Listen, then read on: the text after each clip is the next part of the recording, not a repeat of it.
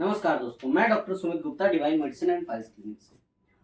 तो आज के सेशन में हम लोग बात करेंगे कि पाइल्स और फिशर में जांच कौन सी करानी चाहिए और कौन सी जांच कराने में ज़्यादा सही रहता है, कौन सी जांच नहीं करानी चाहिए।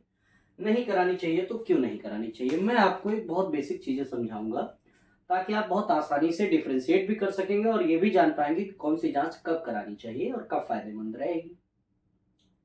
पहले पाइल्स की कंडीशन समझ लेते हैं। पाइल्स जो होता है उसमें एक्चुअली होता क्या है कि अगर हम ये एनल कैनाल है, अगर हम माने कि हमारी ये रेक्टम है, ये रेक्टम है और ये एनल कैनाल है, ये एनल कैनाल है,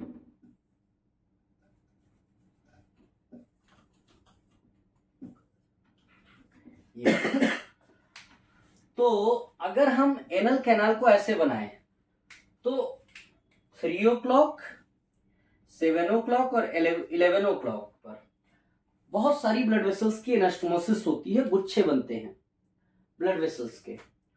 और जब कभी भी यहाँ रेक्टम में प्रेजेंट मल अगर कठोर है, बहुत कठोर है, ये अगर मल है, अगर ये कठोर है तो ये निकलते टाइम दीवारों पर क्या करेगा, प्रेशर डालेगा, दबाव डालेगा।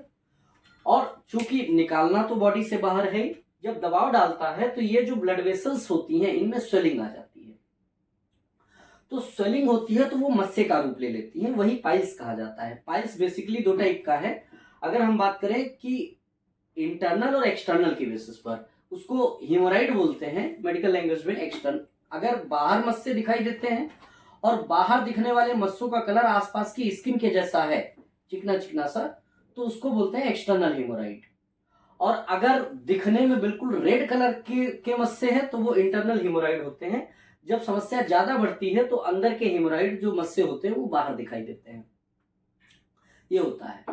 तो जांच की स्थिति आती कब है? मैक्सिमम केस में जो पाइल्स के पेशेंट होते हैं उनमें शुरुआती लक्षण ये होते हैं कि उनमें फ्रेश ब्लीडिंग होती है, किसी टाइप का कोई मस्सा या स्ट्रक्चर बाहर नहीं आता है। तो हम क्या समझेंगे उससे? होता क्या है कि जब कभी भी मल बहुत कठोर होगा तो ताकत ज्यादा लगानी पड़ेगी। ताकत लगाएंगे तो ब्लड वेसल्स में ब्लड सप्लाई बढ़ेगी, और ब्लड सप्लाई बढ़ेगी तो उस ब्लड सप्लाई की वजह से ये जो ब्लड वेसल्स की एनास्टोमोसिस है, यहाँ पे ब्लड वेसल्स फूल जाती हैं, और फूलने की वजह से यहाँ पर कुछ मस्से जैसे रूप ले लेते हैं, वो आपके पाइल्स का रूप लेते हैं। अच्छा, ब्लीडिंग की बात ऐसी है कि अगर मल कठोर है तो ये जो ब्लड वेसल्स हैं इन पर क्या चोट मार देती है, रगड़ने की वजह से। अगर कंकड़ जैसी कोई चीज, ब्लड वेसल बहुत नाजुक दीवारें होती हैं, अगर उनके ऊपर से रगड़ खाएगी तो क्या होगा, चोट लगेगी उन पर, और चोट लगेगी तो ब्लड वेसल्स रप्चर हो जाएंगी, और रप्चर हो जाएंगी तो मल त्याग के समय, लेट्रिन जाने के समय ब्लीडिंग होती है। अगर ब्लीडिंग बिना पेन के है, मतलब दर्द नहीं हो रहा है, सिर्फ ब्लीडिंग है, तो मोस्टली चांस है कि वहां पर पाइल्स होगा, क्योंकि ऐसा देखा जाता है कि पाइल्स के केस में दर्द नहीं होता है। तो उसमें कौन सी जांच करानी चाहिए? अगर आप डॉक्टर के पास जाएंगे तो वो सिंपली इसको डायग्नोस कर लेंगे। जो मलद्वार से संबंधित बीमारियों के स्पेशलिस्ट डॉक्टर हैं, स्पेशली वो आपके बताए हुए सिम्टम से ये अंदाजा लगा लेते हैं कि फर्स्ट डिग्री पाइल्स है कि सेकेंड डिग्री है, किस स्टेट में है।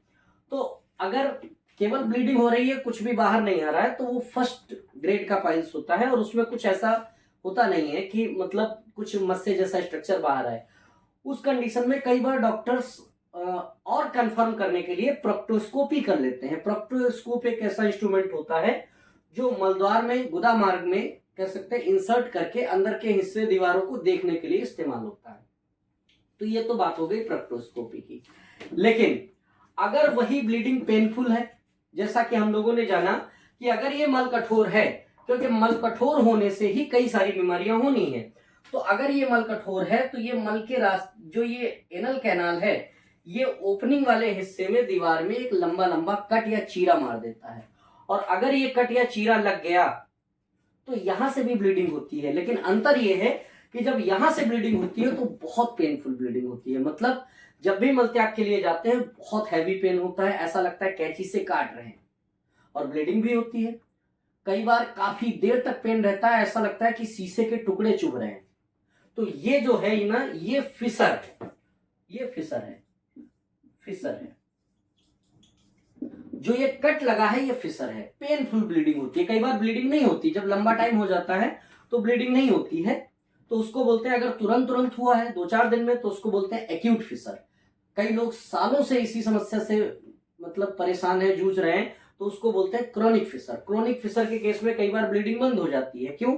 फिशर बेड वहां पे परमानेंटली बन जाता है, कुछ ऐसा स्ट्रक्चर बन जाता है जो कह सकते हैं फाइब्रोसिस हो जाती है, तो ब्लीडिंग रुक जाती है। जब कभी भी बहुत ज्यादा कॉन्स्टिपेशन होता है तभी ब्लीडिंग होती है, अदरवाइज ब्लीडिंग नहीं होती। लेकिन दर्द, जलन, चुभन, हर वक्त अनइजीनेस लगना, खुजली होना, ये सब लक्षण बने रहते हैं। तो क्षारसूत्र चाहे पाइल्स हो, चाहे फिशर हो, और चाहे फिस्टुला बगंदर हो, इसके लिए एक परमानेंट उपाय है और बहुत अच्छा उसका सक्सेस रेट है, और कह सकते हैं कॉस्ट इफेक्टिव भी है। मॉडर्न सर्जरी के हिसाब से देखा जाए तो बहुत सस्ता है। तो ये कह सकते हैं ऐसा इलाज है जो बहुत एंशियंट टाइम से, बहुत पुराने टाइम से आज तक चलता आ रहा है। तो अगर पाइल्स है तब तो प्रोक्टोस्कोपी के लिए कहा जा सकता है, लेकिन अगर फिशर है तो प्रोक्टोस्कोपी बिल्कुल भी नहीं करानी चाहिए। यहां पर प्रोक्टोस्कोपी नहीं करानी चाहिए और ना ही डॉक्टर को करनी चाहिए। उसका रीजन क्या है कि ये जो कट है ना, वो कट मलद्वार में लॉन्गिट्यूडनल कट है, और प्रोक्टोस्कोप जो होता है वो जब भी मलद्वार में इंसर्ट करेंगे तो ये चीरा बढ़ जाएगा, चोट बढ़ जाएगी, बहुत भयंकर पेन होने लगेगा, और कई बार प्रोक्टोस्कोपी करते टाइम ही ब्लीडिंग स्टार्ट हो सकती है। या हो सकता है ये कट बहुत छोटा हो लेकिन प्रोक्टोस्कोपी के बाद ये कट बड़ा हो जाए, है ना। तो इसलिए प्रोक्टोस्कोपी फिशर के केस में नहीं करवानी चाहिए, ना डॉक्टर को करनी चाहिए। अच्छा, सिग्माइडोस्कोपी या कोलोनोस्कोपी, आप समझिए, रेक्टम के जस्ट ऊपर बड़ी आंत का जो हिस्सा होता है, रेक्टम के ऊपर का जस्ट, जो रेक्टम से थोड़ा सा ऊपर का हिस्सा जो होता है, ये कहा जाता है सिग्माइड कॉलन, इसको कहते हैं सिग्माइड कॉलन। जब कभी भी ब्लीडिंग यहां के हिस्से में नहीं पता चलती है, और ना प्रोक्टोस्कोप देखने से यहां पर कोई कट भी नहीं दिख रहा है, ना कोई हेमोराइड दिख रहा है, ना कोई ब्लीडिंग का सोर्स दिख रहा है, तो उस केस में डॉक्टर को लगता है कि अच्छा थोड़ा सा ऊपर झांक के देखना चाहिए। तो एक कैमरे की डिवाइस होती है जिसके थ्रू डॉक्टर सिग्माइड कॉलन तक अंदर इंसर्ट करते हैं, पहले इस हिस्से को साफ करके फिर अंदर इंसर्ट करते हैं, जिससे ये पता चलता है कि जो अल्सर है, जो घाव है, जो ब्लीडिंग का कह सकते हैं सोर्स है, वो कहां पर है, ताकि उसके आगे हम उस पर काम कर सकें।